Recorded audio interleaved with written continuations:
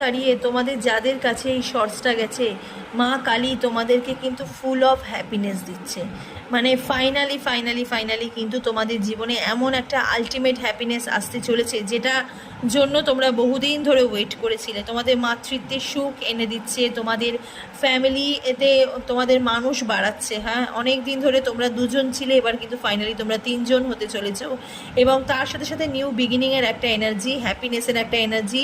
যারা ম্যারিড লাইফে প্রবলেমের মধ্যে ছিল, স্বামী স্ত্রীর মধ্যে বনিবনা ছিল না, সমস্যা ছিল, হাজব্যান্ড ওয়াইফের প্রবলেম ছিল, ফাইনালি সেই সমস্যাগুলো মিটে যাচ্ছে। এবং যারা লাভ লাইফে এত সমস্যার মধ্যে ছিলে, তোমাদেরও কিন্তু লাভ লাইফে একটা নিউ বিগিনিং হতে চলেছে এবং একটা ব্লেসিং তোমাদের লাইফে কিন্তু আসতে চলেছে।